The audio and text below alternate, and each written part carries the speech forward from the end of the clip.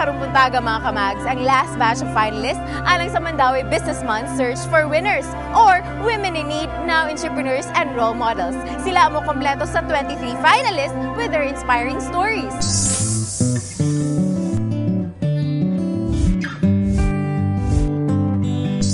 Ako si Sara Deliusa, 40 anyos. May upat kabuk anak. Ang akong trabaho, manuroy og isday kabuntag kahapon, manuroy sa saging mantikaan. Usa ginis nakatabang sa ako ang pagpaeskwela sa kong mga anak. Ilabi na gyud sa among panginahanglan sa matag adlaw. Usa sad na ako'y sa tutoy nga wala lang ko magpaupira kay dili ko gusto nga mabiyaan akong sayong akong mga anak. Kung ako'y makadaog sa aning akong kapilan ron nga winners, akong ipuno sa akong dugang negosyo, makapatambal na unta ko sa kuang panlawas.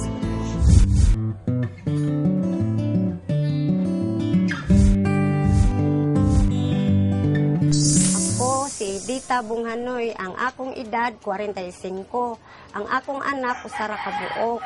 Nga nanegosyo ko og crispy og kaning sari-sari. Gikan pagid ko sa gamay pa hantod karon. Kaon mig mga hinuot sa basurahan.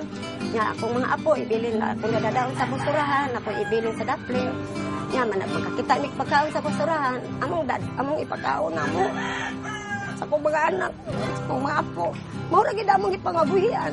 Kung ko'y makadaog sa winners, mga ako pun ano akong tinda anong madaghan para dili na ko kapamasura.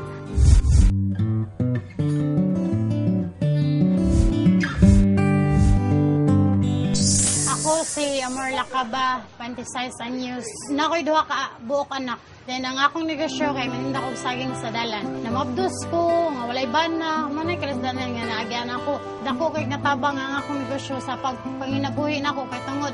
Nako'y anak nga gigatas din ang panginahanglan sa akong mga anak, mahatag nako tungod sa akong negosyo. Kung ako makadaog sa winners, ang kwarta akong inegosyo dako. Gusto ko nga ako'y direct mo sale nila ba sa tanan man ni saging ako na lang mo kompra gikan sa bukid.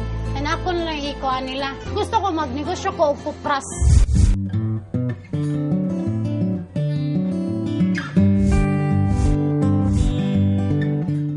Ako si Esther Simbahon, 32 anyos, may upat ka anak. Ang akong negosyo, manindalag sudan. Ang kalisdanan akong naagian, katong nag-drive pa akong bana. Wapas ko dito sa iyahaw, naguba ang tricycle. Wala dyan makaon sa akong mga anak dire. Mga tugra ko sila, way kaon. So nakahuna-huna sa ko nga, manindala lang kong sudan. Dako kayo katabang ang akong negosyo sa kadadaadlaw.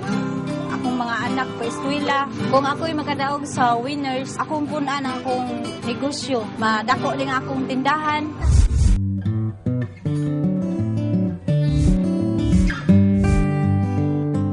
Ako si Remedios Rodriguez, 33 anyos. Doon ako'y tulog ka mga anak. Ang akong trabaho, makining pagpaninda og bugas, pagpamalit og scrap, og kaning kada hapon nga pagpamaninda og isda, baboy og manok. Gusto sad ko nga magnegosyo gingon ani kay gusto ko nga mahawas mi sa tumang kalisod nga among naagian sa una kay tawa pa ko naninda ani di gid mi makakaon ug usay angay na mong kanon. Kung ako makadaog sa winners, makahatag na gyud ko og full nga satisfaction sa akong mga customer. Akong gusto nga mulambo ni ug ako gyud madawat ang tinuod nga kalampusan sa akong gamay nga patigayon dinhi sa Mandawi.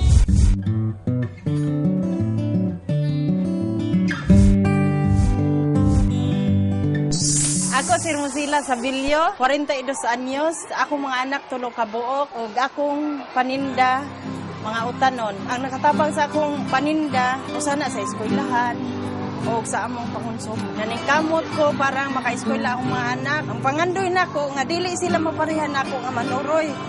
Makatrabaho sila mayo pagtrabaho. Dili maparihan sa ako. Init kapoy pag yun. Ug ako'y makadaog sa winners. Mas mabulahan akong mga anak. Dili sila mapindaan sa uban nga makakaon sa sila kung sa ikaon sila kauban.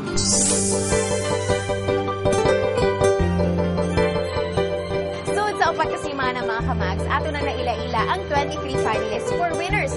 Iauhag mo ka namong tanan sa pagsuporta kanila ato sa Grand Finals Night karong August 24 nga ipahigayon sa CICC.